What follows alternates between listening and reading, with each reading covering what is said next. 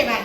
અને કાટકોણ કેટલા અંશનો હોય? 90 અંશનો હોય.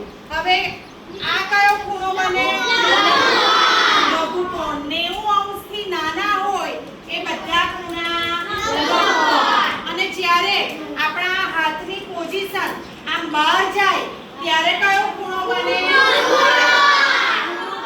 ગુરુકોણ 90 અંશ કરતા મોટો હોય. હવે જુઓ આ એક ચાર્ટ છે, બધાને દેખાય છે ને? હવે આ ચાર્ટ છે એ જુઓ આ કયો ખૂણો બનાવે છે? આ કયો ખૂણો બનાવે છે? આંગળી ઊંચી કરવાની છે. આ કયો ખૂણો બતાવી રહ્યા છે? બોલો. કાટકોણ. કાટકોણ. ઊભા થઈને બોલો બેટા. આબાદ ભણ. કાટકોણ કેટલા અંશનો?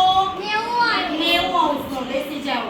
ચાલો હવે જુઓ અહીંયા 0 પછી કેટલા લખ્યા છે? 20, 30, 40, 50, 60, 70, 80, 90. આ બાજુ તો જુઓ 0 થી 90 અંશ સુધીમાં જે પણ ખૂણો આવે એ ખૂણાને કયો ખૂણો કહેવાય? નાનો. 90 અંશથી નાનો. લઘુકોણ. બરોબર છે. દાખલા તરીકે આ 80 નો આવે, 70 નો આવે અથવા તો 75 નો આવે તો આ બધા નાના ખૂણા કયા થયા? લઘુકોણ. હવે 90 અંશનો કયો થયો? કાટકોણ. અને 90 અંશથી મોટો ગુરુકોણ. ચાલો આ કેટલા અંશ ઉપર છે? 120 અંશ. તો આંગળી ઊંચી. 120 અંશનો ખૂણો કયો ખૂણો કહેવાય? બોલો. સિયા બોલો જો. ગુરુકોણ. ઓય વેરી ઓ ગુડ. સિયા અને આ થયો 130. આવું ને. એના પછી 135 તો પણ કયો થયો? એના પછી ગુરુકોણ. એટલે આપણે યાદ રાખવાનું 0 થી 89 સુધીના બધા લઘુકોણ, 90 અંશનો કાટકોણ અને 90 અંશથી 170, 175 એ બધા કયા? ગુરુકોણ. બરોબર? તો એ રીતે તમને હવે તમારા એકમમાં ઘડિયાળના સમય પ્રમાણે તમારે ખૂણાના પ્રકાર કહેવાના છે. ચાલો આ કેટલા વાગ્યા છે અત્યારે? 1 મિનિટ. આ મોટો કાંટો લાલ છે અને આ નાનો. ચલો આ મિનિટ કાંટો 12 ઉપર છે અને કલાક કાંટો 3 પર છે. તો કયો ખૂણો બને છે? ખૂણો કહેવાનો છે. કયો ખૂણો બને છે?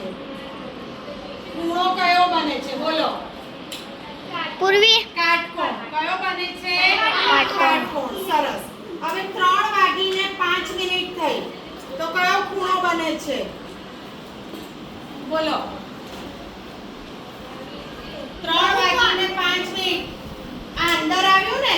આમાંથી અંદર આવ્યું તો કયો ખૂણો બને? લઘુકોણ. કયો બને?